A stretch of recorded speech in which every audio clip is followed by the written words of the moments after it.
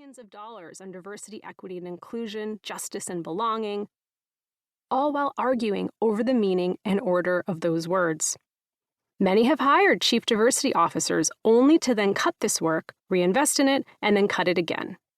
They are blaming the lack of diverse pipelines for not being able to increase the diversity of representation of their workforce and pressuring employee resource groups to do more. Confused as to why there aren't more people of color in the C-suite. Some of these same leaders who are white men struggle privately or publicly with diversity, equity, and inclusion (DEI) efforts, feeling that their voice simply doesn't matter anymore. And finally, leaders scrambling on what major event, devastation, crisis to address, when and why, asking this question, is this about politics or is this about human rights? As I have been chasing inclusion over many years, I have developed deep expertise in this space. I have coached hundreds upon hundreds of leaders. I have led organizations through many a DE&I crisis. I have been the confidant to many a CEO, founder, and board member. I have participated in countless keynote speeches, fireside chats, and panels. I have worked with both large and small companies. I have shared my thought leadership in social media platforms, on my own podcast and other podcasts, and in major publications and news outlets. And yet, I am not a self-proclaimed DE&I expert, because I don't believe in a world that changes so quickly that we can be experts anymore. I just have deep DE&I expertise.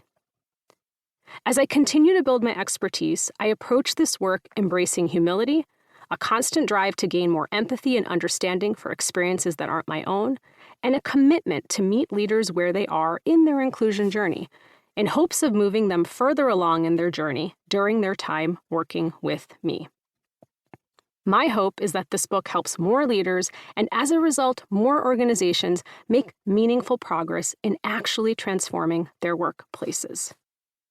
As you listen to this book, I also know there are a number of good books that have been published and are currently being published on the topic of DE&I. Given my expertise, I wanted to tackle the one thing I haven't seen others address head-on: the myths that we hold onto in our workplaces that prevent us from making meaningful progress in DE&I efforts.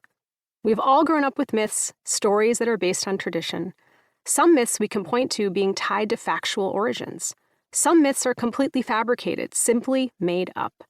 They can explain to us why we are here, give us a sense of purpose, reassure us, guide us, and even become part of our traditions and embedded into our families and our greater community.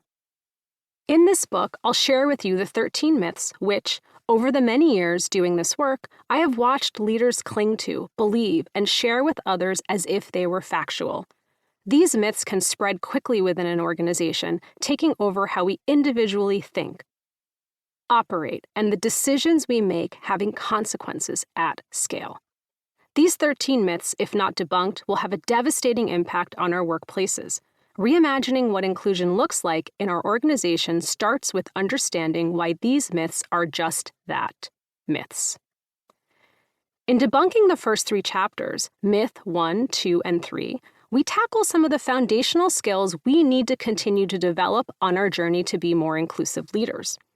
We talk about the work we need to start doing outside of workplaces and starting at our kitchen tables, with practical ways to practice inclusion on our teams and the role we need to play in having courageous conversations on race.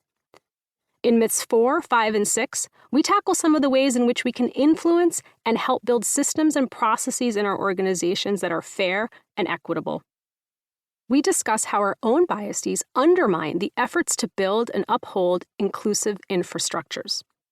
We also discuss the importance of language in DE&I work and remembering our responsibility to educate ourselves on language that is constantly evolving.